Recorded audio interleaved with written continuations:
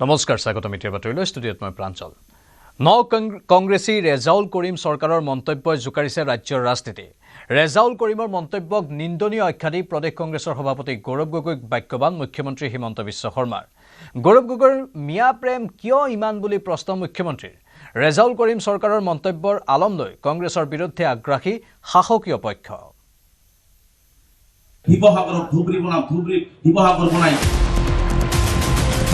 শিৱসাগৰ ৰেজাউল কৰিমৰ পৈতৃক সম্পত্তি নেকি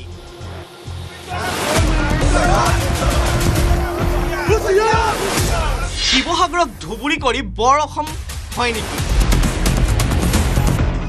বৰ অসম নিৰ্মাণ কৰিবলৈ বাংলাদেশী মূলৰ ৰেজাউলক প্ৰয়োজন নাই এয়া কংগ্ৰেছী তথা আমছুৰ প্ৰাক্তন সভাপতি ৰেজাউল কৰিম চৰকাৰৰ বিতৰ্কিত মন্তব্যক লৈ আক্ৰমণাত্মক মুখ্যমন্ত্ৰী হিমন্ত বিশ্ব শৰ্মা দেওবাৰে অসম প্ৰদেশ কংগ্ৰেছ কমিটিৰ সভাপতি গৌৰৱ গগৈৰ সন্মুখতে আমছুৰ প্ৰাক্তন সভাপতি ৰেজাউল কৰিম চৰকাৰে কৰিছিল বিতৰ্কিত মন্তব্য কি কৈছিল ৰেজাউল কৰিম চৰকাৰে শিৱসাগৰক ধুবুৰী বনাম ধুবুৰী শিৱসাগৰ বনাই বৰাকৰ শিৱসাগৰ বনাই ত্ৰিচুকীয়াক ধুবুৰী বনাই কংগ্ৰেছীজনৰ বিস্ফোৰক মন্তব্যক লৈ আগ্ৰহী শাসক পক্ষ মুখ্যমন্ত্ৰী হিমন্ত বিশ্ব শৰ্মাই স্পষ্টকৈ ক'লে ৰেজাউল কৰিম চৰকাৰে বৰ অসমৰ কথা কোৱা নাই বাংলাদেশৰ পৰা আহিছিল ৰেজাউল কৰিমৰ মাক দেউতাক আৰু এতিয়া ৰেজাউল কৰিম চৰকাৰে বৰ অসম নিৰ্মাণৰ কথা কয় এইটো বৰ অসমৰ কথা কোৱা নাই আমি সকলোৱে শুনিছোঁ ধুবুৰীক বৰ অসমৰ কথা ক'লেহেঁতেন শংকৰদেৱৰ আদৰ্শৰে বৰ অসম কৰি শিৱসাগৰক ধুবুৰী কৰি বৰ অসম হয় নেকি মাথা বেয়া হৈছে নেকি তেওঁলোকৰ এনেকৈ ক'ব নেকি যে শিৱসাগৰখনক আমি ধুবুৰী বনাম তেওঁলোকৰ দেউতাক মাকৰ সম্পত্তি নেকি এইটো কি ধৰণৰ কথা কয় ৰেজাউল কৰিমৰ দেউতাক মাকে শিৱসাগৰ নিৰ্মাণ কৰিছিল নেকি তেওঁলোক ৰেজাউল কৰিমৰ দেউতাক মাক আহিছে ময়মনসিং জিলাৰ পৰা বা ৰংপুৰ জিলাৰ পৰা বাংলাদেশৰ পৰা এটা তেওঁলোকে কৈছে যে আমি শিৱসাগৰ বৰ অসম কৰিম বৰ অসম কৰাৰ কাৰণে শিৱসাগৰৰ মানুহ নাই ৰেজাউল কৰিমক দৰকাৰ আছে এটা বৰ অসম নিৰ্মাণ কৰাৰ কাৰণে বাংলাদেশ মূলৰ ৰেজাউল কৰিমক প্ৰয়োজন হ'ব নেকি শিৱসাগৰৰ ৰাইজক গৌৰৱ গগৈ আৰু দেৱব্ৰত শইকীয়াৰ ইমান মিয়া প্ৰেম কিয় সেয়া বুজি নাপাওঁ বুলি ক'লে মুখ্যমন্ত্ৰী হিমন্ত বিশ্ব শৰ্মাই কেৱল এয়াই নহয় দেওবাৰে নিশাই ৰেজাউল কৰিমৰ ভাষ্যৰ বাবে গৌৰৱ গগৈক উদ্দেশ্যি বাক্যবান নিক্ষেপ কৰিছিল মুখ্যমন্ত্ৰী হিমন্ত বিশ্ব শৰ্মাই ৰেজাউল কৰিমৰ ভাষণৰ মাজতে বিৰোধিতা কৰিব লাগিছিল গৌৰৱ গগৈয়ে ৰেজাউলৰ বিৰোধিতা কৰিব পাৰিব লাগিছিল গৌৰৱ গগৈয়ে লগে লগে থিয় হৈ ক'ব লাগিছিল যে আপুনি এনেকুৱা কথা কিয় কৈছে বাকী সকলোতেতো শিৱসাগৰ এনেই আগবঢ়া শিক্ষা সংস্কৃতি সকলো ক্ষেত্ৰতেতো ধুবুৰীতকৈ আগবঢ়া হৈয়ে আছে গতিকে কোনটো ক্ষেত্ৰত ধুবুৰী শিৱসাগৰ হ'ব এইবিলাক দেৱব্ৰত শইকীয়া গৌৰৱ গগৈ কি পায় নাজানো মিয়াৰ প্ৰতি কিয় ইমান মৰম ভোটটোতো দিয়ে অসমীয়া মানুহে কংগ্ৰেছে মিয়াৰ ওচৰত আত্মসমৰ্পণ কৰিছে এয়া অসমীয়া জাতি সত্তাৰ প্ৰতি অপমান কংগ্ৰেছ আৰু এবাৰ শাসনত আহিলে মিয়াই অসমত লুটিপুটি খাব ৰেজাউলৰ বিতৰ্কিত মন্তব্যৰ আলম লৈ কংগ্ৰেছক তোলা ধোৱা মুখ্যমন্ত্ৰী হিমন্ত বিশ্ব শৰ্মাৰ শিৱসাগৰ যদি ধুবুৰী হয় তেতিয়াহ'লে বৰ অসম নহয় সেইখন মিয়া অসম হ'ব গতিকে এই কথাবিলাকতে আমাৰ আপত্তি কংগ্ৰেছে যি ধৰণে মিয়াৰ ওচৰত আত্মসমৰ্পণ কৰিছে সি অসমীয়া জাতিসত্তাৰ প্ৰতি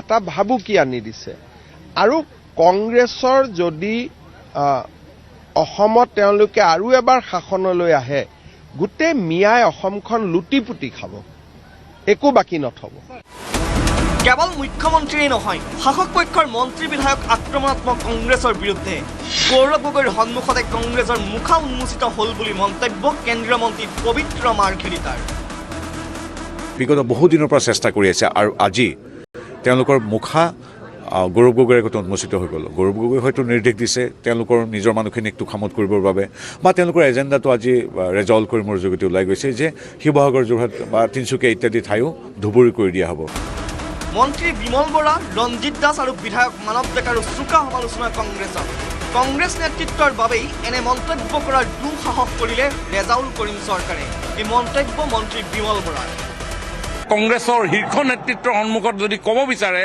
যে ধুবুৰীৰ নিচিনাকৈ মই শিৱসাগৰ বনাম ধুবুৰীৰ নিচিনাকৈ ডিব্ৰুগড় তিনিচুকীয়া বনাম ইয়াতকৈ পৰিতাপৰ কথা খিলঞ্জীয়া জাতি জনগোষ্ঠীৰ কাৰণে কেতিয়াও থাকিব নোৱাৰে কাৰণ কংগ্ৰেছৰ এই নেতৃত্বৰ কাৰণে এনেকুৱা ধৰণৰ মানুহবিলাকে আজি এই কথা ক'বৰ কাৰণে সাহস পাইছে। ৰেজাউল কৰিমে অকল সংখ্যালঘুৰ কথাই চিন্তা কৰিব, কিন্তু তেওঁ কংগ্ৰেছত গৈ পেলাই তেওঁ কংগ্ৰেছৰ বাকী যিসমূহ আছে হিন্দু সম্প্ৰদায়ৰ মানুহ হওক, সনাতন সংস্কৃতিৰ মানুহৰ কথা কেতিয়াও চিন্তা নকৰে।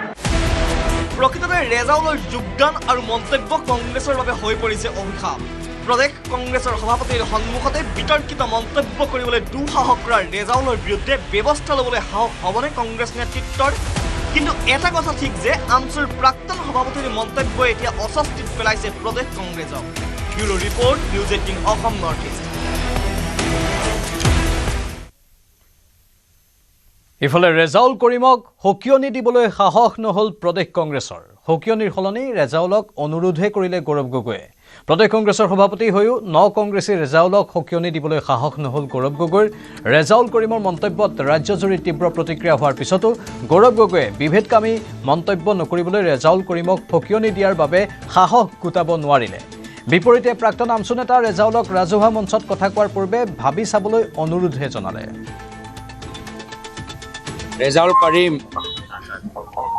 তেওঁ বৰ অসমৰ কথা কওঁতে যি অনুচিত কথা ক'লে, পৰৱৰ্তী দিনত তেওঁক ৰাজহুৱা মঞ্চত কথা কোৱাৰ আগত চিন্তা কৰি কথাবোৰ ক'বলৈ অনুৰোধ জনাইছোঁ।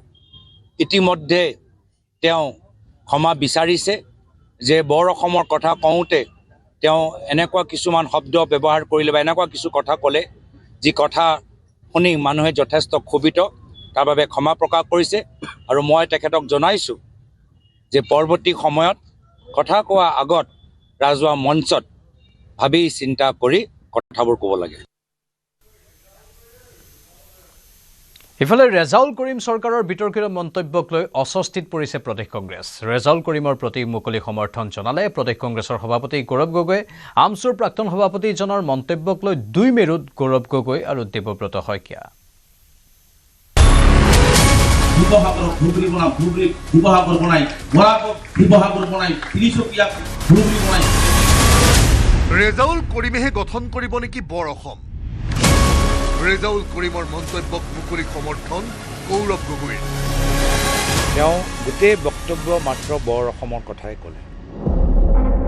ৰেজাউলৰ ভাষ্যত প্ৰতিফলিত হ'ল নেকি কংগ্ৰেছৰ গোপন ব্লু প্ৰিণ্ট?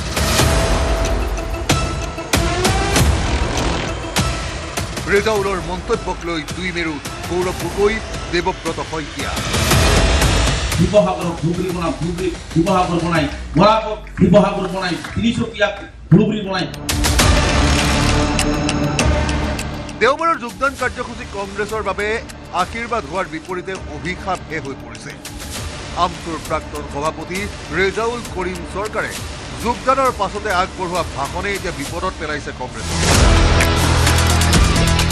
শক্তি বৃদ্ধি কৰাৰ লক্ষ্যৰে কংগ্ৰেছে গ্ৰহণ কৰিছে ৰেজাউল কৰিম চৰকাৰক, কিন্তু শক্তি বৃদ্ধি কৰাৰ পৰিৱৰ্তে ৰেজাউলৰ মুখৰ বচনে অস্বস্তিত পেলাইছে প্ৰদেশ কংগ্ৰেছক। ৰেজাউলে সপোন দেখিছে বৰ অসম গঢ়াৰ। কংগ্ৰেছৰ সংকল্প বৰ অসমৰ নতুন অসম গঢ়াৰ। এই সংকল্পতে শিৱসাগৰক ধুবুৰী বনোৱাৰ লক্ষ্য আছে নেকি কংগ্ৰেছৰ? শিৱসাগৰক ধুবুৰী বনাম। ৰেজাউল কৰিম চৰকাৰে কৈছে ধুবুৰীক শিৱসাগৰ বনাম, শিৱসাগৰ তিনিচুকীয়াক বনাব হেনো ধুবুৰী। আৰু এই মন্তব্যকো চকু মুদি সমৰ্থন প্ৰদেশ কংগ্ৰেছৰ সভাপতি গৌৰৱ গগৈৰ। শিৱসাগৰক ধুবুৰী বনাম, ধুবুৰীক শিৱসাগৰ বনাই, বৰাকক শিৱসাগৰ বনাই, তিনিচুকীয়াক ধুবুৰী বনাই, একেলগে একত্ৰিত কৰি সমন্বয়ৰ বাৰ্তাৰে, উন্নয়নৰ বাৰ্তাৰে আমি একেলগে অসমখনক আগুৱাই লৈ যাওঁ। তেওঁ গোটেই বক্তব্য মাত্ৰ বৰ অসমৰ কথাই ক'লে।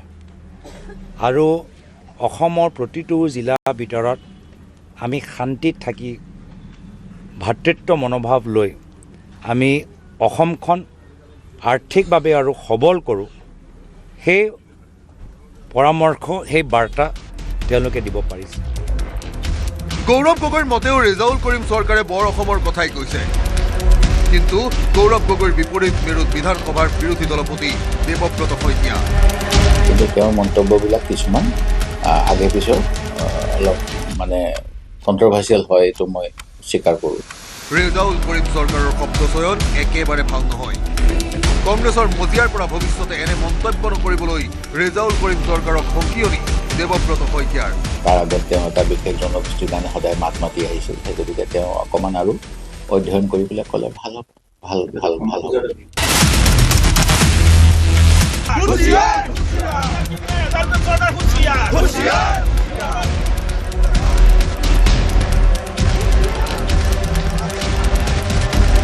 ৰাজ্যজুৰি ধিক্কাৰ গঞ্জনাৰ পাছত অৱশেষত ক্ষমা খুজিবলৈ বাধ্য হ'ল ৰেজাউল কৰিম চৰকাৰে। চৌদিশে তিৰস্কাৰৰ সন্মুখীন হৈ ক্ষমা খুজিলে কংগ্ৰেছী ৰেজাউলে। কোৱাৰ লক্ষ্যটো আছিল, উদ্দেশ্যটো আছিল এটা সমন্বয় কৰাৰ, আৰু মই সেই উদ্দেশ্যৰেই কৈছিলোঁ। মই তেনেকুৱা কোনো মনোবৃত্তি লৈ পেলাই এই কথাটো কোৱা নাছিলোঁ।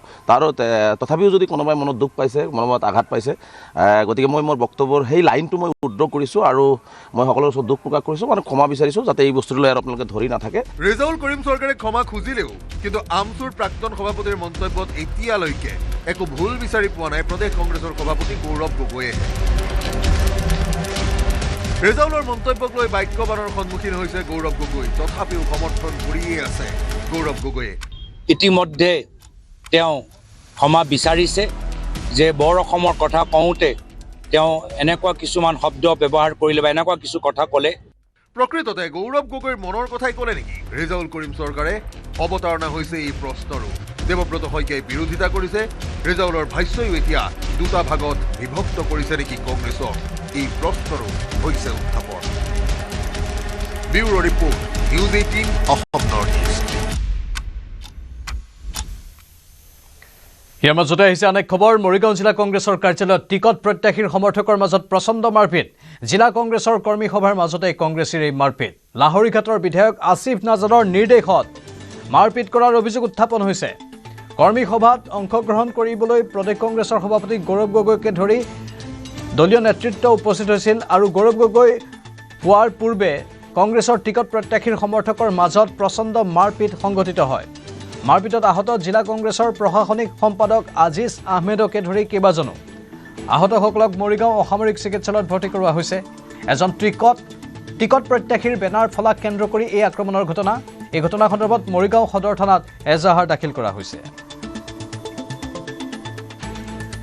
সভাস্থলীত মই কাম কৰি আছিলোঁ। যিহেতু সভাপতি যোৱাকালি মই সভাপতিৰ উপস্থিত যেতিয়া নাছিলে, ঘৰলৈ গুচি গ'ল। মই ৰাতি গোটেই সভাৰ কামবিলাক কৰি আছিলোঁ। তাতে গৈ ষ্টেজৰ ছাইডত সকলো পাৰ্টি প্ৰত্যাশীয়ে বেনাৰবিলাক নিজৰ লগাইছে।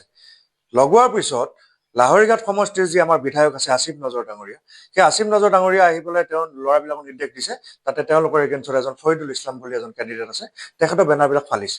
আজি কংগ্ৰেছ দলত সকলোৱে টিকেট বিচৰাৰ সকলোৰে অধিকাৰ আছে। আপুনি বেনাৰ পোষ্টাৰবিলাক ভাগিব?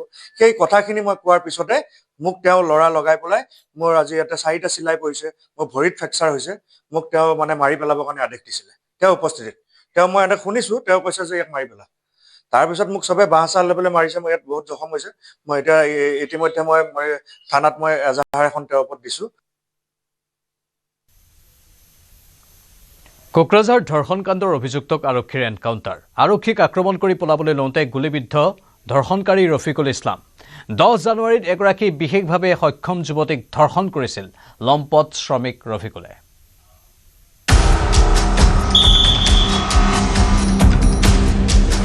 ধৰ্ষণ কাণ্ডৰ অভিযুক্তক এনকাউণ্টাৰ। কোকৰাঝাৰ আৰক্ষীৰ গুলীত আহত ধৰ্ষণকাৰী ৰফিকুল ইছলাম। আৰক্ষীক আক্ৰমণ কৰি পলাবলৈ লওঁতে গুলীবিদ্ধ।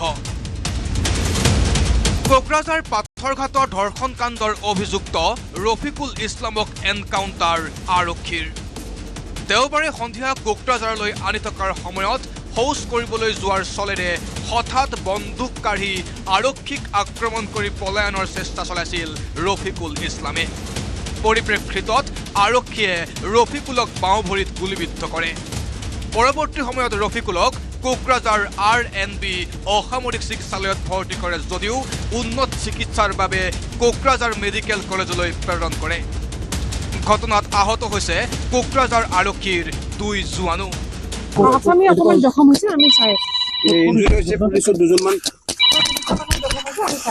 আমাৰ ফালৰ পৰা মেডিকেল চেকআপ খিনি কৰা হৈছে, কৰি ফাৰ্ষ্ট এইড খিনি দিয়া হৈছে পেশেন্ট খিনি। তাৰপিছত পেশেন্টক আমি কোকৰাঝাৰ মেডিকেল কলেজলৈ ৰেফাৰ কৰি দিছোঁ। 10 জানুৱাৰীৰ পুৱা কোকৰাঝাৰৰ পাথৰঘাটত বিশেষভাৱে সক্ষম এগৰাকী যুৱতীক বলপূৰ্বকভাৱে ধৰ্ষণ কৰিছিল শ্ৰমিক ৰফিকুল ইছলামে। আসাম এজেন্সিৰ পথ নিৰ্মাণৰ কামত নিয়োজিত আছিল শ্ৰমিক তথা মহৰী ৰফিকুল ইছলাম। জঘন্য ঘটনাৰ দিনা পুৱা প্ৰায় 9:30 পথটোৰে গৈ থকা বিশেষভাৱে সক্ষম যুৱতীগৰাকীক ফুচলাই নি শিবিৰৰ কোঠাত ধৰ্ষণ কৰিছিল পাখণ্ড ৰফিকুলে। যুৱতীগৰাকীয়ে চিঞৰ বাখৰ কৰাত স্থানীয় ৰাইজ গোট খাই লম্পট ৰফিকুল ইছলামক আটক কৰি খুটাত বান্ধি উপৰ্যুপৰি প্ৰহাৰ কৰি আৰক্ষীক গতাই দিছিল। দিন দুপৰতে বিশেষভাৱে সক্ষম যুৱতীক ধৰ্ষণ কাণ্ডক লৈ উত্তপ্ত হৈ পৰিছিল কোকৰাঝাৰ চহৰ। পৰৱৰ্তী সময়ত পৰিস্থিতি নিয়ন্ত্ৰণৰ বাবে ঘটনাস্থলীত মোতায়েন কৰিবলগীয়া হৈছিল আৰক্ষী আৰু CRPF বাহিনী। ইপিনে কোকৰাঝাৰৰ ধৰ্ষণ কাণ্ডক লৈ প্ৰতিক্ৰিয়া প্ৰকাশ কৰিছে ABMCয়ে।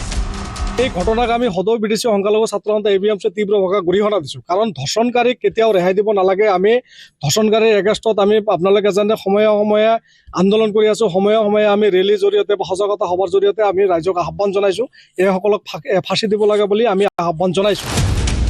কোকৰাঝাৰৰ পৰা Suraj Basumatary report, News 18 Assam North east.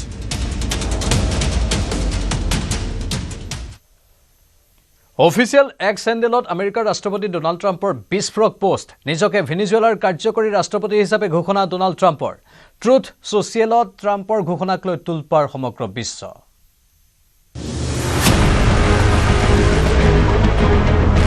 ভেনিজুৱেলাৰ কাৰ্যকৰী ৰাষ্ট্ৰপতি ডোনাল্ড ট্ৰাম্প। ট্ৰুথ ছ'চিয়েলত ট্ৰাম্পৰ ঘোষণাক লৈ তোলপাৰ দুনিয়া। দেওবাৰে নিশা অফিচিয়েল এক্স হেণ্ডেলত আমেৰিকাৰ ৰাষ্ট্ৰপতি ডোনাল্ড ট্ৰাম্পৰ বিস্ফোৰক পোষ্ট। অফিচিয়েল পৰ্ট্ৰেইট সংলগ্ন পোষ্টত নিজকে ভেনিজুৱেলাৰ কাৰ্যকৰী ৰাষ্ট্ৰপতি হিচাপে ঘোষণা ডোনাল্ড ট্ৰাম্পৰ। জানুৱাৰী 3 তাৰিখে হঠাৎ দক্ষিণ আমেৰিকাৰ দেশ ভেনিজুৱেলা আক্ৰমণ কৰি আমেৰিকাৰ সেনাই অপহৰণ কৰিছিল ৰাষ্ট্ৰপতি নিকোলাছ মুডেৰৰ লগতে ফাৰ্ষ্ট লেডি চিলিয়া ফ্লৰেছক। কোকেইন সৰবৰাহ আৰু আমেৰিকা আক্ৰমণৰ ষড়যন্ত্ৰ ৰচাৰ অভিযোগ আনিলেও সপত্নীক নিকোলাছ মুডেৰক অপহৰণৰ আঁৰত আছিল ভেনিজুৱেলাৰ খাৰুৱা তেল। বিশ্বৰ মুঠ খাৰুৱা তেলৰ 17% মজুত থকা ভেনিজুৱেলাৰ খাৰুৱা তেলৰ পৰা 23 বছৰ ধৰি বঞ্চিত হৈ আছিল আমেৰিকা। 2002 চনত বাওঁপন্থী নেতা হুগো চাভেছে ক্ষমতা দখল কৰাৰ পাছতে ভেনিজুৱেলাৰ পৰা তালি টোপোলা বান্ধি পলাব লগা হৈছিল আমেৰিকাৰ তেল কোম্পানীসমূহ। সেইবাবে ভেনিজুৱেলাৰ ওপৰত ক্ষোভৰ অন্ত নাছিল ডোনাল্ড ট্ৰাম্পৰ। অস্বাভাৱিক পতনৰ মুখত পৰা আমেৰিকাৰ অৰ্থনীতিক উদ্ধাৰ কৰিবলৈকে এখন সাৰ্বভৌম দেশ আক্ৰমণ কৰি সপত্নীক ভেনিজুৱেলাৰ ৰাষ্ট্ৰপতিক অপহৰণ কৰিলে ট্ৰাম্পৰ সেনাই। ভেনিজুৱেলাৰ ৰাষ্ট্ৰপতি হিচাপে ডেলেচি ৰড্ৰিগেছে শপত লোৱাৰ পাছতো ক্ষান্ত নহল ডোনাল্ড ট্ৰাম্প। আমেৰিকাৰ মানহাটন আদালতত নিকোলাছ মুডেৰ আৰু চিলিয়া ফ্লৰেছৰ বিৰুদ্ধে বিচাৰ চলালে ট্ৰাম্পৰ আমেৰিকাই।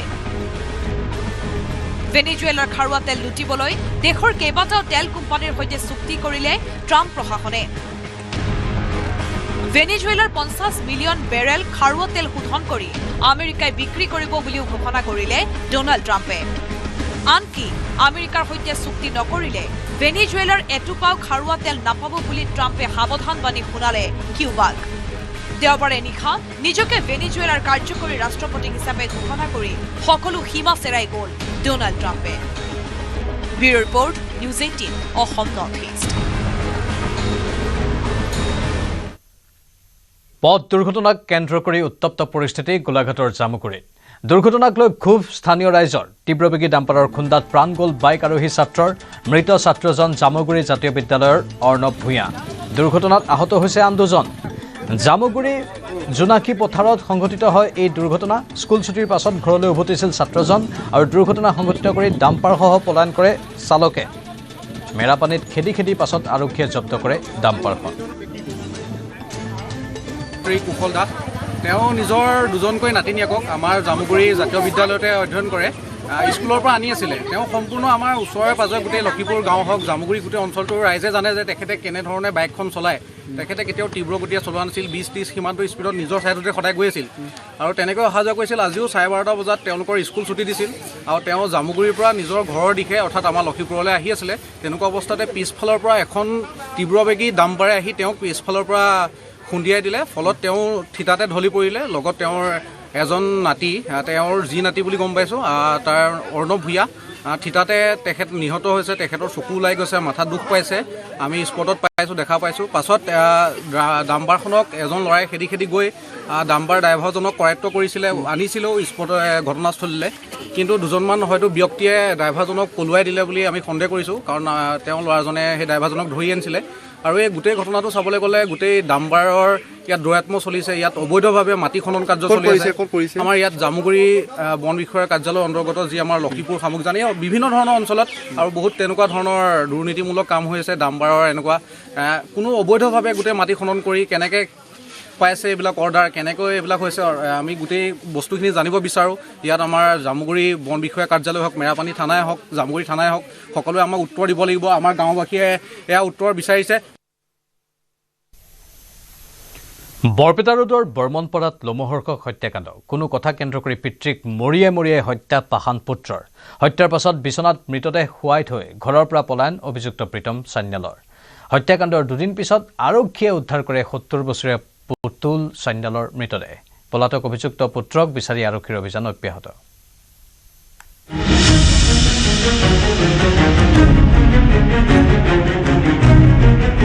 বৰপেটা ৰোডত লোমহৰ্ষক হত্যাকাণ্ড।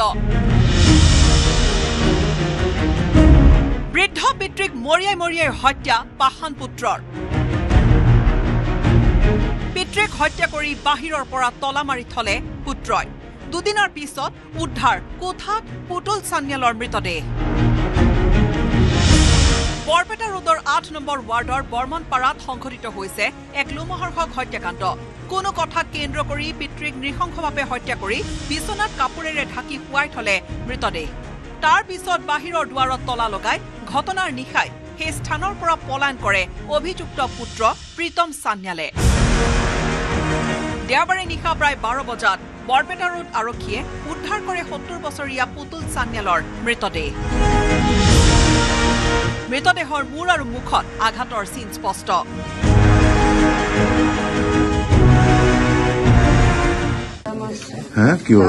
কিয় কিবা আমাক বেয়া কথা কৈছে, সেইকাৰণে মাৰছে। কিহেদি মাৰছিল? হাতেদি। দাদা এতিয়া ক'ত? আবেলি 4 বজাৰ পৰা মোৰ দাদাৰ লগত একো সম্পৰ্ক নাই। দুদিন ধৰি লোকজনৰ পত্নী আৰু কন্যাক হাস্পতালত প্ৰত্যক্ষ কৰিছিল প্ৰতিবেশীয়ে, কিন্তু দুদিন ধৰি হাস্পতাল আৰু ঘৰতো লোকজনক নেদেখাত সন্দেহ উপজে স্থানীয় লোকৰ। লগে লগে প্ৰতিবেশীয়ে লোকজনৰ পুত্ৰ প্ৰীতম চান্যালক ফোন কৰি পিতৃৰ কথা সোধে। ইপিনে প্ৰতিবেশীক ভুলতে ভনীয়েকে বাহিৰৰ পৰা তলা মাৰি থয় বুলি জনায় প্ৰীতমে। ইপিনে ভনীয়েকক ফোনযোগে সোধাত একো নাজানো বুলি কোৱাত সন্দেহ উপজে স্থানীয় লোকৰ। লগে লগে বৰপেটা ৰোড আৰক্ষীক খবৰ দিয়ে ৰাইজে।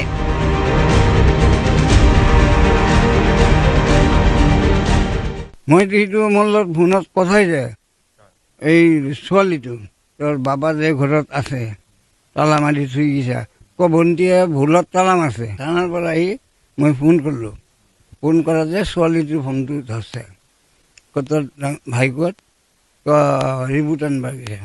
এজন মানুহ কিয় নাহা, আহিব লাগে। আমাৰ এই মানুহটো আমি কেনেকৈ ওলাব পাৰোঁ, কি খাই আছে বা কিনা খাই আছে, তুমি ৰিক্স নিবা। আমাৰ দাদা আহিলে মই কি ৰিক্স ল'ম। আনহাতে দুদিন পূৰ্বে হত্যাকাণ্ড সংঘটিত হোৱাৰ সন্দেহ স্থানীয় লোকৰ।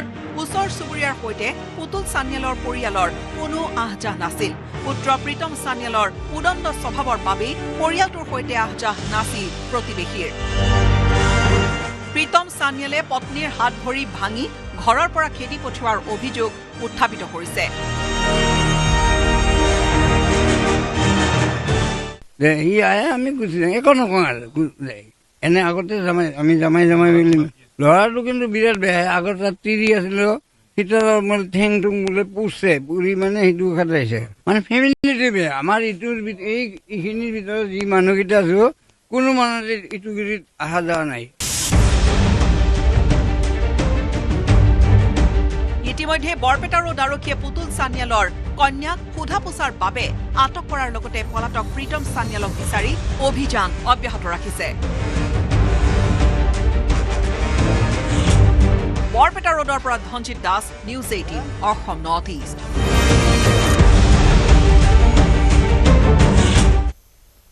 বুঢ়াচাপৰিৰ কুখ্যাত গেছু দালালৰ গ্ৰেপ্তাৰৰ দাবীত জুৰিয়াত উত্তাল প্ৰতিবাদ। মন্ত্ৰী, সাংসদ আৰু মুখ্যমন্ত্ৰীৰ নাম লৈ সংগ্ৰহ কৰিছিল কোটি কোটি টকা।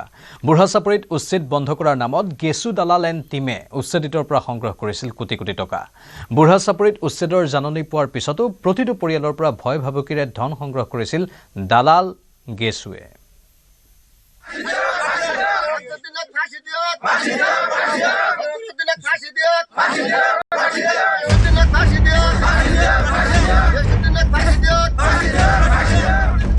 দালাল গেছুক গ্ৰেপ্তাৰ কৰক।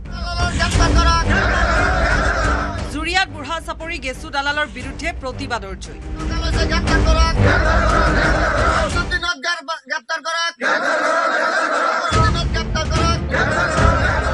কুখ্যাত দালাল গেছুৰ গ্ৰেপ্তাৰৰ দাবী জুৰিয়াৰ মানিক বজাৰত বুঢ়াচাপৰিৰ উচ্ছেদিতৰ উত্তাল প্ৰতিবাদ। মন্ত্ৰী, সাংসদ, মুখ্যমন্ত্ৰীৰ নাম লৈ উচ্ছেদ বন্ধ কৰাৰ নামত বুঢ়াচাপৰিৰ উচ্ছেদিতৰ পৰা কোটি কোটি টকা হৰাজ কৰিছিল দালাল গেছু ওৰফে গ্যাছুদ্দিন। থানাত গোচৰ দিয়াৰ 5 দিনৰ পিছতো গেছুক গ্ৰেপ্তাৰ নকৰাত ক্ষোভ উজাৰিছে উচ্ছেদিত লোকসকলে। ইয়াত আমাৰ যেটো মানে গুণ্ডাৰাত চলি আছে, গেছুৰ নামে এটা দালাল আছে, যে টকা 500 দি দিয়ে, নহলে ইয়াৰ পৰা যাব লাগিব, দি দিব। তেনেকে দলালি কৰি বহুত টকা সিহঁতে লৈ গ'ল। লৈ যোৱাৰ পিছত ইয়াত বহুত মানুহ উঠালে। ইয়াত আমাৰ গাঁৱত উঠালে শামসুদ্দিন আৰু ফকৰুদ্দিন। আমি ইতিমধ্যে আমি অকলে গিয়ে এজাহাৰ এটা নগৰ সদৰ থানাত দি থৈ আহিছো। আজি 4-5 দিন হৈ গ'ল। 4-5 দিন হোৱাৰ পিছতো সিহঁতে কোনো একশ্যন নললে। বুঢ়াচাপৰিত উচ্ছেদ বন্ধ কৰাৰ নামত প্ৰতিটো পৰিয়ালৰ পৰা ধন সংগ্ৰহ কৰিছিল গেছু এণ্ড টিমে। বছৰ বছৰ ধৰি বুঢ়াচাপৰিত 6572 বিঘা ভূমিত অবৈধভাৱে দখল কৰি আছিল প্ৰায় 710টা পৰিয়ালে। বুঢ়াচাপৰিত উচ্ছেদৰ জাননী পোৱাৰ পিছতো প্ৰতিটো পৰিয়ালৰ পৰা ভয় ভাবুকিৰে গেছুৱে ধন সংগ্ৰহ কৰাৰ অভিযোগ উচ্ছেদিতৰ। বিজেপি নেতা বুলি অবৈধ দখলকাৰীক ভয় ভাবুকি দিয়াৰ অভিযোগ। আনহাতে টকা নিদিলে হত্যাৰো ভাবুকি দিছিল গেছু এণ্ড টিমে। বিঘা 3ৰ পৰা 5,000কৈ টকা লৈছিল গেছু এণ্ড টিমে। গেছুদ্দিনে ফোন মাৰি মাৰি মানুহ ইয়াৰ পৰা তাৰ ওচৰত নিছে, নি পেলাই কৈছে যে বিঘা পাছে 5,000 কোটি টকা দিব আপোনালোকে, তেনেহ'লে উচ্ছেদটো বন্ধ হৈ যাব। যে সেই টকাটো কোনে ল'ব? যে MP ছাৰে MLA মিলি পেলা এই পইচাটো ল'ব। আমাক মাতি নিছে তেজপুৰ, 40-42 জন মানুহ গৈছো। তাৰ পিছত মানে সেই সব কিটা কথা মানে বুজাই কৈছে যে কিটা পইচা দিলে উচ্ছেদটো বন্ধ কৰি দিম। পিছত ৰাইজে মানে টকা দিছে। টকা দিয়াৰ পিছত এতিয়া উচ্ছেদ হৈ গ'ল। ইপিনে ৰাইজৰ টকাৰে কিছুদিন পূৰ্বে গেছুৱে 17 লাখ টকাৰে এখন বিলাসী বাহন কিনা বুলি অভিযোগ উত্থাপিত কৰিছে প্ৰতিবাদকাৰীসকলে।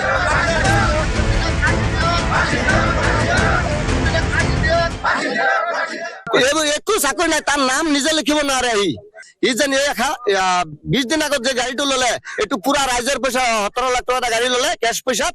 এইটো মুখ্যমন্ত্ৰী এটাই অনুৰোধ কৰিম আমি, এইটো তদন্ত কৰি চাওক সঁচা নে মিছা, আমাৰ ৰাইজৰ কথা সঁচা নে মিছা। সি যদি গাড়ী লৈ নাথাকে তেতিয়া আমাৰ চৰা মানুহ গাড়ী ক'ব যেন তহঁতে মিছা কথা কিয় কৈছিলি। এতিয়া প্ৰশ্ন হয়, গেছু দালালৰ লুণ্ঠনৰ পাছতো কিয় এতিয়ালৈকে আটক কৰা নাই চৰকাৰ তথা আৰক্ষী প্ৰশাসনে? কাৰ সাহসত গেছু ওৰফে গ্যাছুদ্দিনে বুঢ়াচাপৰিৰ উচ্ছেদিতৰ পৰা কোটি কোটি টকা সৰকালে, তাক লৈ এতিয়া উত্থাপন হৈছে প্ৰশ্নৰ। জুৰিয়াৰ পৰা মুজামিল হকৰ report, News 18 Assam North east.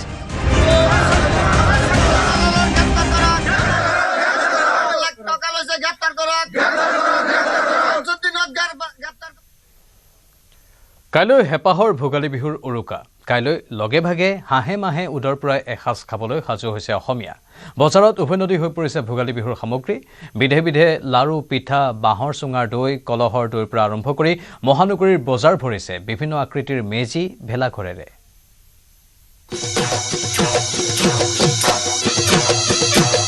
কাইলৈ উৰুকা উখল মাখল বিহুৰ বজাৰ সাজু উজান বজাৰৰ ঐতিহাসিক মাছৰ বজাৰো পিঠা লাৰু দৈ সান্দহেৰে উভৈনদী হৈছে বজাৰত মাজত মাত্ৰ কেইটামান ঘণ্টা অসমবাসীয়ে উদযাপন কৰিব মাঘৰ উৰুকা মহানগৰীৰ বিহুৰ বজাৰসমূহত সামগ্ৰীয়ে ভৰি পৰিছে কি নাপায় মহানগৰীৰ বজাৰত ভেলাঘৰৰ পৰা আৰম্ভ কৰি কি নাপাব আপুনি পকেটত ধন থাকিলেই হ'ল আপুনি মাথো বজাৰৰ পৰা লৈ আহিব পাৰে মনে বিচৰা সামগ্ৰীবিধ বিধে বিধে লাৰু তিলপিঠা তেলপিঠা ঘিলা পিঠা সান্দহগুৰিৰ পৰা আৰম্ভ কৰি বাঁহৰ চুঙাৰ দৈ টেকেলিত দিয়া দৈ গুড়টো দিছোঁ মঙলৰ গুড় আপোনাৰ 150কে দিছোঁ তাৰপিছত মুড়ি লাডু ঘৰত বনোৱা হৈছে আপোনাৰ 40 ৰুপিজ এইটো বাওধানৰ চিৰা হয় বাওধানৰ চিৰাটো আপোনাৰ 120কে দিছোঁ সান্দহগুৰি ঘৰত বনোৱা ঢেঁকীত খুন্দা এইটো হৈছে আপোনাৰ 60 ৰুপিজ কয় 170 কৈ আছোঁ 150 বেছি আছোঁ 160 হয় এইটো সোণাপুৰ বগীবাৰী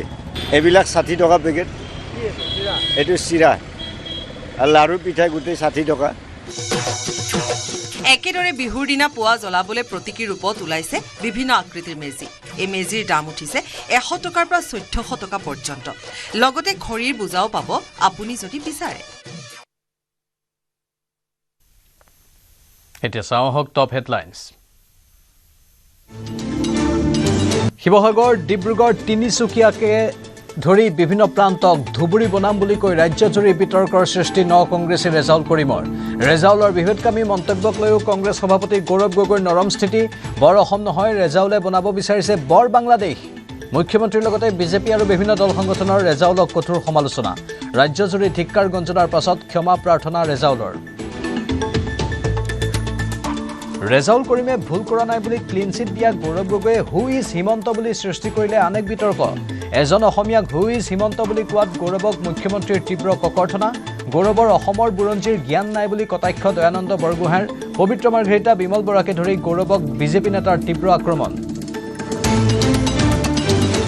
ৰাষ্ট্ৰপতি মাদুৰোক হাইজেক কৰি নিয়াৰ পাছত নিজকে ভেনিজুৱেলাৰ কাৰ্যবাহী ৰাষ্ট্ৰপতি ঘোষণা ডোনাল্ড ট্ৰাম্পৰ ঘোষণাৰ পাছতে বিশ্বজুৰি তীব্ৰ প্ৰতিক্ৰিয়া ভেনিজুৱেলাত তদাৰকী ৰাষ্ট্ৰপতিক ট্ৰাম্পৰ নিৰ্দেশ মানি চলিবলৈ আদেশ ভেনিজুৱেলাৰ পৰা খাৰুৱা তেল নিবলৈ বদ্ধপৰিকৰ আমেৰিকা লাচিতৰ দেশৰ নতুন জোৱানে মহাকাশতো খোদিত কৰিলে নিজৰ নাম প্ৰথমবাৰৰ বাবে অসমৰ ছাত্ৰ সমাজে উৎক্ষেপণ কৰিলে কৃত্ৰিম উপগ্ৰহ শ্ৰীহৰিকোটাৰ পৰা উৎক্ষেপণ কৰা হ'ল ডন বস্কো বিশ্ববিদ্যালয়ৰ শিক্ষাৰ্থীয়ে নিৰ্মাণ কৰা লাচিত 1 নামৰ উপগ্ৰহ PSLV বিসংগতিৰ বাবে কক্ষপথত সংস্থাপন সফল নহলেও মহাকাশ বিজ্ঞানত অসমে দেখুৱালে নিজৰ প্ৰতিভা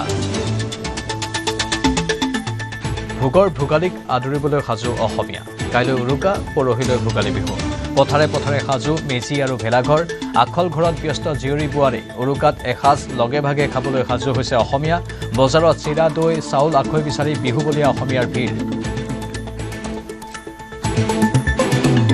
মৰিগাঁও জিলা কংগ্ৰেছৰ কাৰ্যালয়ত টিকট প্ৰত্যাশীৰ সমৰ্থকৰ মাজত প্ৰচণ্ড মাৰপিট গৌৰৱ গগৈৰ আগমনৰ পূৰ্বে জিলা কংগ্ৰেছৰ কৰ্মী সভাত কংগ্ৰেছীৰ মাৰপিট আহত জিলা কংগ্ৰেছৰ প্ৰশাসনিক সম্পাদকসহ কেইবাজনকো চিকিৎসালয়ত ভৰ্তি 2 লাখ নিযুক্তিৰ দিশে অগ্ৰসৰ ৰাজ্য চৰকাৰ সোমবাৰে চাহ জনগোষ্ঠীৰ 292 গৰাকী প্ৰাৰ্থীক প্ৰদান তৃতীয় আৰু চতুৰ্থ বৰ্গৰ নিযুক্তি পত্ৰ গুৱাহাটী চিকিৎসা মহাবিদ্যালয়ৰ প্ৰেক্ষাগৃহত মুখ্যমন্ত্ৰীয়ে প্ৰদান কৰে নিযুক্তি পত্ৰ দক্ষিণ কামৰূপৰ বৰভিটাত ভয়ংকৰ দুৰ্ঘটনা নিয়ন্ত্ৰণহীন ডাম্পাৰৰ দৌৰাত্মত মাতৃ কন্যাৰ মৃত্যু এটা ঘৰত বাগৰি পৰিল বালি ভৰ্তি ডাম্পাৰৰ চেপাত ঘটনাস্থলীত মৃত্যু মাতৃ কন্যাৰ পৰিয়ালৰ আন 3 সদস্য গুৰুতৰভাৱে আহত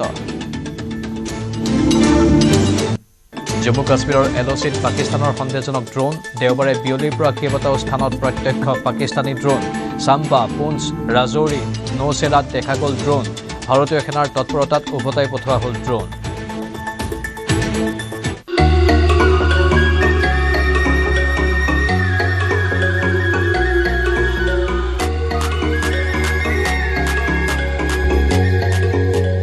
ঢেঁকীৰ খুবলিত উঠিছে মাঘী কথাৰ পাক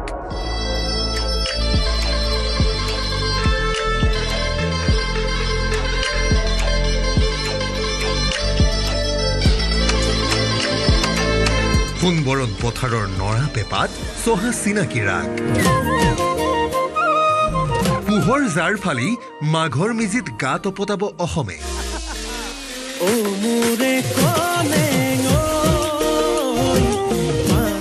ৰাজ্যৰ অৰঙে দৰঙে নিউজ 18 অসম নৰ্থ ইষ্টৰ বিশাল আয়োজন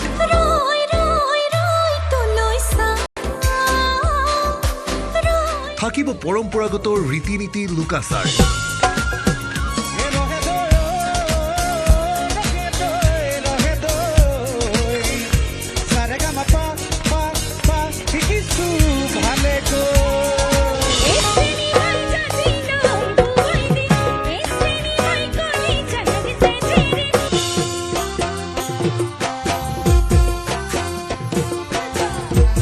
থাকিব জনপ্ৰিয় কণ্ঠশিল্পীৰ লোকপ্ৰিয় গীতৰ সমাহাৰ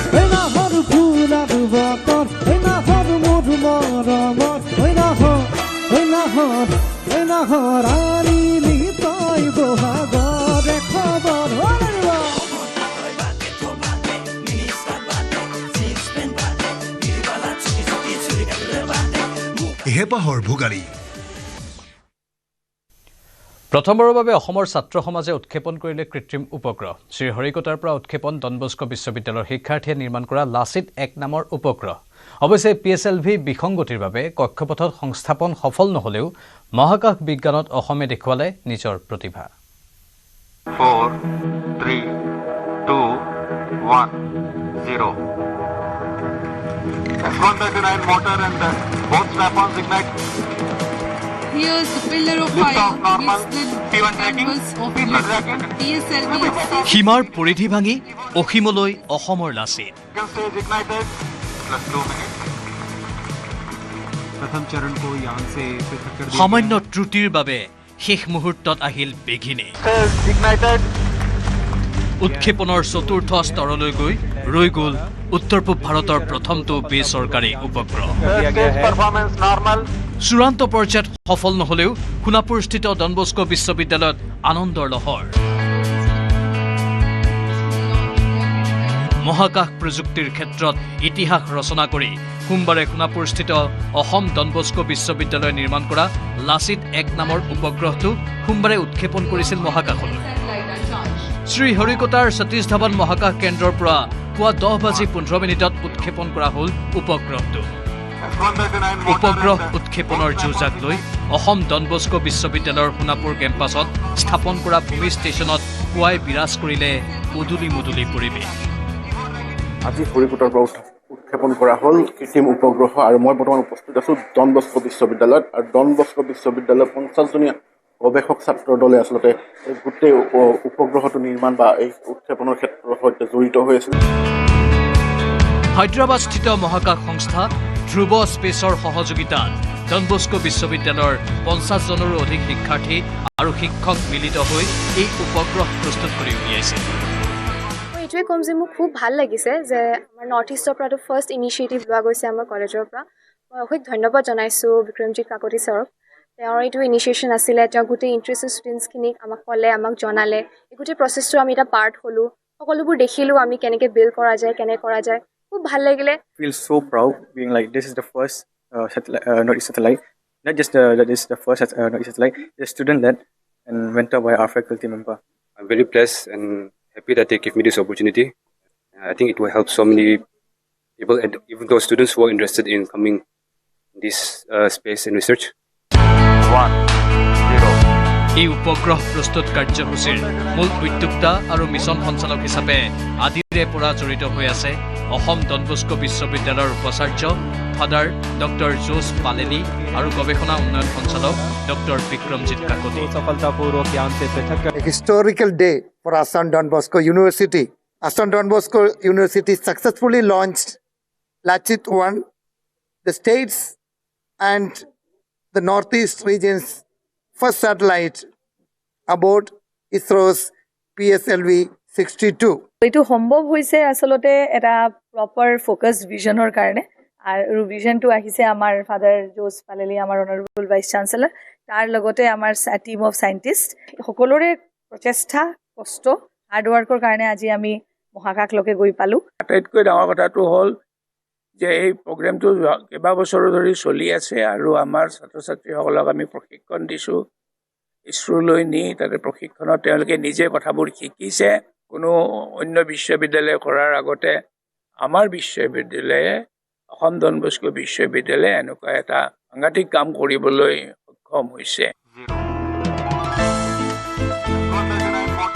অৱশ্যে PSLVৰ চতুৰ্থ স্তৰত বিসংগতিৰ বাবে কক্ষপথত সংস্থাপনত ব্যাঘাত জন্মে উপগ্ৰহটো লাচিত 1 কঢ়িয়াই নিয়া PSLVত 4টা পৰ্যায়ৰ উৎক্ষেপণ কৰা হৈছিল তৃতীয় পৰ্যায়লৈ সকলো ঠিকেই আছিল কিন্তু চতুৰ্থ পৰ্যায়ত কিছু বাধা পৰিলক্ষিত হ'ল যাৰ ফলত কক্ষপথত সংস্থাপনত ব্যাঘাত জন্মিল এই মন্তব্য ইছৰোৰ মুৰব্বী V নাৰায়ণনৰ We attempted PSLV C62 EOS N1 mission. The PSLV is a 4-stage vehicle and the first stage is a solid motor with 2 strap-ons. Second stage is the liquid stage. Third stage is again a solid stage. Fourth stage is a liquid stage. And the performance of the vehicle close to the third stage was as expected and as predicted. And close to the end of the third stage, we were seeing some disturbance in the vehicle. And there was a deviation in the path of the vehicle. And the mission could not proceed in the expected path. That is what is the information right now available. 1-0. উল্লেখযোগ্য যে মহাবীৰ লাচিত বৰফুকনৰ সন্মানৰ অৰ্থে এই উপগ্ৰহটো লাচিত 1 নামেৰে নামাকৰণ কৰা হৈছে উত্তৰ পূব ভাৰতৰ প্ৰথমটো বেচৰকাৰী উপগ্ৰহ স্থাপন কৰি মহাকাশ প্ৰযুক্তিৰ ক্ষেত্ৰত ইতিহাস ৰচনা কৰিলে সোণাপুৰস্থিত অসম ডন বস্কো বিশ্ববিদ্যালয় प्रथम चरण को यान से पृथक कर दिया যোৰাবাটৰ পৰা মৌচম বৈশ্যৰ report News 18 Assam North east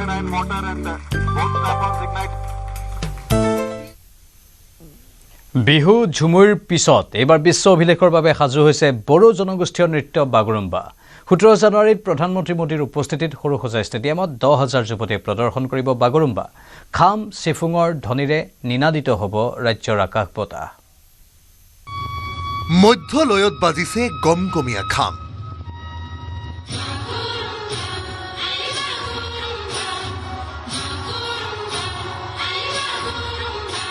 চমৎকাৰ চিফুঙৰ সৈতে অনন্য ঐক্যতা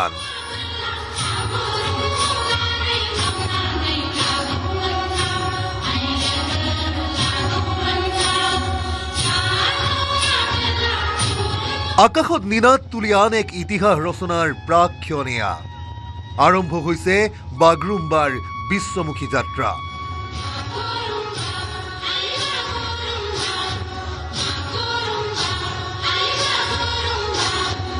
বিহু জুমৈৰৰ পাছত বড়ো জনগোষ্ঠীৰ বাগৰুম্বাক বিশ্বজনীন কৰাৰ প্ৰয়াস সোমবাৰৰ পৰা মহানগৰীৰ অৰ্জুন ভোগেশ্বৰ বৰুৱা ক্ৰীড়া প্ৰকল্পত আৰম্ভ হৈছে কেন্দ্ৰীয়ভাৱে বাগৰুম্বাৰ আখৰা 17 জানুৱাৰীত দেশৰ প্ৰধানমন্ত্ৰীৰ সন্মুখত প্ৰদৰ্শিত হ'ব বাগৰুম্বা নৃত্য 23খন জিলাৰ 10 সহস্ৰাধিক শিল্পীয়ে কৰিছে কেন্দ্ৰীয় আখৰা চহকী বড়ো সংস্কৃতি প্ৰদৰ্শিত হ'ব দেশৰ প্ৰধানমন্ত্ৰীৰ সন্মুখত কেন্দ্ৰীয় আখৰাৰ প্ৰথম দিনা আখৰাস্থলীত বড়ো পৰম্পৰাগত পূজা অৰ্চনাৰে আৰম্ভ কৰে অসম চৰকাৰৰ সাংস্কৃতিক পৰিক্ৰমা বিভাগৰ মন্ত্ৰী বিমল বৰাই বড়ো জনগোষ্ঠীয় জয়ধ্বনিৰে আৰম্ভ হ'ল কেন্দ্ৰীয় আখৰা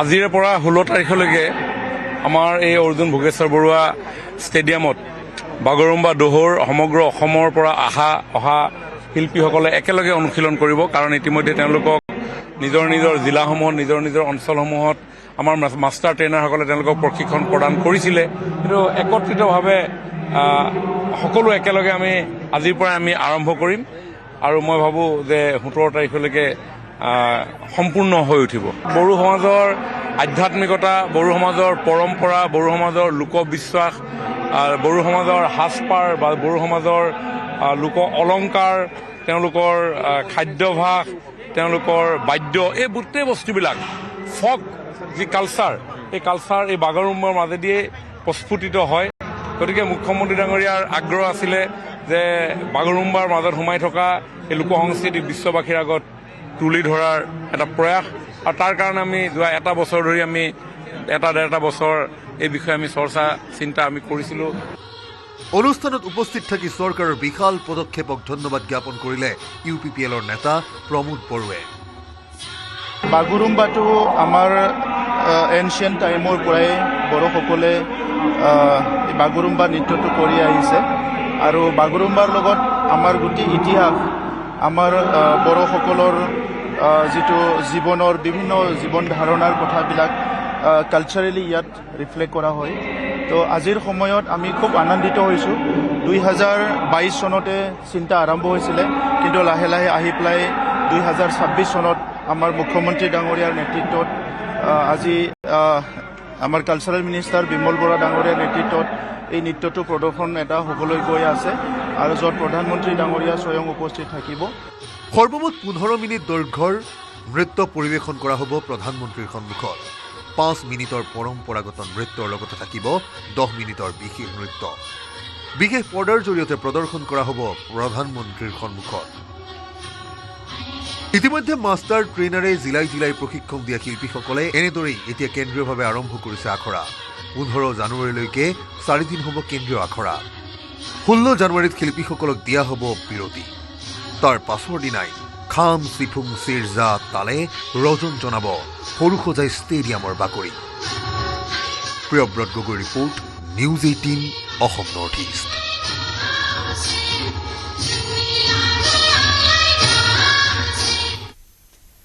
ধিঙত ৰাইজৰ ৰোষত পৰিল ছদ্মবেশী সাংবাদিক আবু আনচাৰী। এটুকুৰা ভূমিকে 3জন লোকক বিক্ৰী কৰিছিল আবু আনচাৰীয়ে। নেকবৰ আলী নামৰ এজন লোকৰ পৰা মাটিৰ টকা নিবলৈ আহোঁতেই ৰাইজে হাতেলোতে কৰায়ত্ব কৰে প্ৰবঞ্চক আবুক।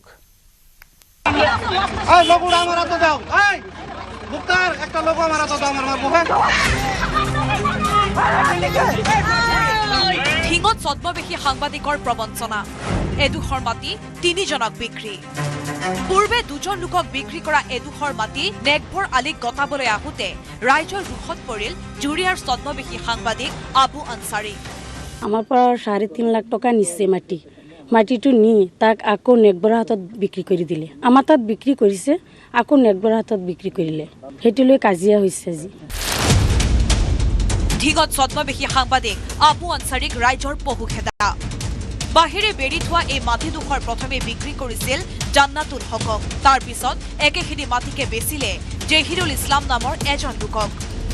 দুয়োৰে পৰা লাখে লাখে টকা লোৱাৰ পাছত নেকবৰ আলীৰ পৰা ধন লৈ মাটিখিনি গতাবলৈ ধিঙত উপস্থিত হ'ল ছদ্মবেশী সাংবাদিক আবু আনচাৰী। সিহঁতে আহিছে জুইয়াৰ পৰা, সিহঁতে আহিছে ঘুণ্টা পাতি লৈ আহিছে, ঢাউ লাঠি লৈ আহিছে। নেকবৰৰ ল'ৰাক কৈ আছে যে ঢাউ লৈ আহা, সিহঁতক কাটি পেলাম। কোন কোন আহিছে জুইয়াৰ পৰা? আবু আনচাৰী আহিছে, ৰবি আহিছে, সিহঁতে ভাই ককাই আহিছে, ভৈন ককাই বহুত আহিছে। তাৰমানে জোৰ জবজ মাটি মতি আহিছে, নেকবৰ আহিছে। তাৰমানে এডোখৰ মাটি 3টা জাগাত বেচিলে। এই কথা গম পোৱা মাত্ৰকে ঘটনাস্থলী পালেহি জান্নাতুল হক আৰু জহিৰুল ইছলামৰ পৰিয়াল। ভুক্তভোগী পৰিয়ালৰ দুটাৰ পক্ষত থিয় দিলে অঞ্চলটোৰ বহু লোকে। ৰাজ্যৰ ৰুদ্ৰ মূৰ্তি দেখি পলাই পত্ৰক দিলে ছদ্মবেশী সাংবাদিক আবু আনচাৰীয়ে। কথা বিষম দেখি পুত্ৰৰ লগতে মাটি কিনিবলৈ অহা নেকবৰ আলীয়ে এঘৰি যুঁজাৰ চেষ্টা চলালে ৰাইজৰ লগত। আবু আনচাৰী নামৰ এজন তেওঁ সাংবাদিক পেছাত, তেওঁ 2 বিঘা মাটি মোৰে চাচা হয় খলিলুৰ ৰহমান, তেখেতৰ তাত 10.5 লাখ টকা এডভান্স লৈছিলে। মাটিখিনি বিক্ৰী কৰিছিলে 16,25,000 দৰত। এতিয়া সেই মাটিখিনি কি কৰিছে, অন্য এজন ব্যক্তিৰ হাতত বিক্ৰী কৰাৰ কাৰণে যুঁজা চলাইছে। তেওঁ জুৰিয়াৰ পৰা ভূমাফিয়া লৈ আহি পেলাই আমাৰ এই গাঁওখনত এটা গণ্ডগোল সৃষ্টি কৰিব বিচাৰিছিলে। ছদ্মবেশী সাংবাদিক আবু আনচাৰীৰ ইতিবৃত্তি গম পোৱাৰ পাছতো ক্ষুব্ধ লোকক আক্ৰমণ কৰিবলৈ উদ্যত হোৱা নেকবৰ আলীক ভূমাফিয়া আখ্যা স্থানীয় লোকৰ। নেকবৰ আলী এজন ভূমাফিয়া হৈ তেওঁৰ পৰিয়ালটো ভূমিহীন মাটিত থাকি পেলাই তেওঁ টকা পইচা অৰ্জন কৰি পেলাই এতিয়া গাঁৱতো এই মাটিৰ সম্পত্তিৰ ফালে লালচীয়া হৈ পেলাই পৰিয়াল ভিত্তিক মাটিত গৈ পেলাই হাত দিছে। ভূমাফিয়া নেকবৰ আলীৰে হাত মিলোৱা ছদ্মবেশী সাংবাদিক আবু আনচাৰীৰ বিৰুদ্ধে ধিং থানাত এজাহাৰ দাখিল কৰিছে ভুক্তভোগী পৰিয়ালে। ধিং আৰক্ষীয়ে ছদ্মবেশী সাংবাদিক আবু আনছাৰীক গ্ৰেপ্তাৰ কৰালৈ বাট চাইছে জান্নাতুল হক আৰু জহিৰুল ইছলামৰ পৰিয়ালে bureau report News 18 Assam North east এয়া আছিল আজিৰ প্ৰাইম টাইম 18 নমস্কাৰ